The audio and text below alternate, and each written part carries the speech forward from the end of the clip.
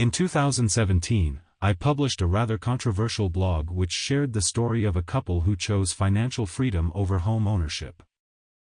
OMG. What did I just say?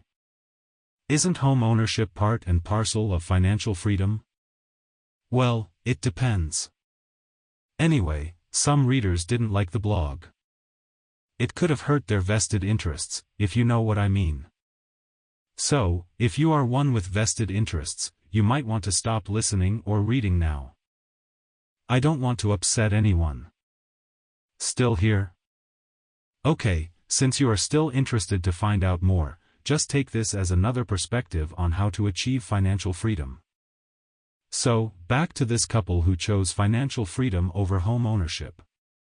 They are in their 30s and, well, they are retired. They can work from anywhere in the world that has good internet access.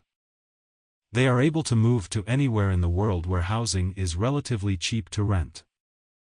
Footloose, they move to any country with an attractive standard of living, while having a relatively low cost of living. This lifestyle must sound pretty attractive to many people, including Singaporeans. This is probably because it is attractive.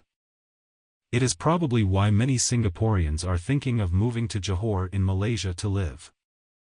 Not being bogged down by high costs of living, especially the high housing costs in Singapore, they could possibly fast-forward their journey to financial freedom. What about people who want to stay in Singapore? Singapore is relatively more expensive, but there are many things to like about Singapore. Well, for those of us who choose to stay in Singapore, we could become financially free faster if we avoid overconsumption in housing.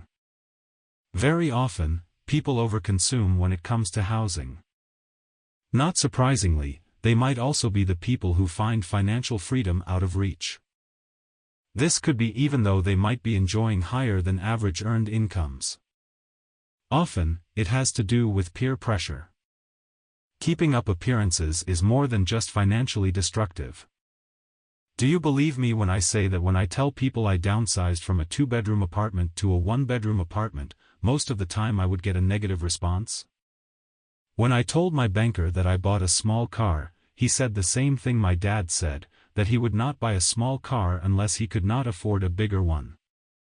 When we think about it, it really has to do with peer pressure and keeping up appearances, but it is also how we deal with it. In a recent survey, results showed that homeowners generally scored lower on retirement readiness than those who live in rental homes. Nearly 30% of homeowners surveyed saved less than 10% of their salary, and their median retirement readiness score was placed at the very low level. These results suggest that homeownership does not guarantee retirement security, especially if an individual is not saving enough for retirement. While a property is usually considered a financial asset in the long term, it is essentially still a liability until its mortgage is paid off. An individual with most of their retirement savings tied up in property assets could be facing a less than ideal retirement, since this property wealth does not contribute to retirement income. So, subscribing to this idea that our homes are investments could be misguided. In order for this to be a good idea, we must be willing to monetize our homes in one way or another.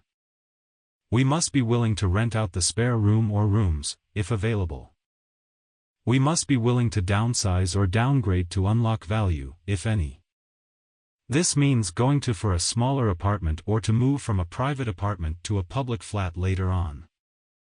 It doesn't hurt to have some advantages in life, but unless severely disadvantaged, all of us can be financially free.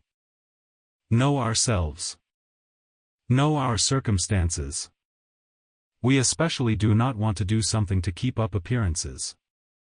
If we want to be financially free, focus on cash flow. Don't end up being asset rich but cash poor. If you want an example of this, just think of AK spending his early retirement playing computer games.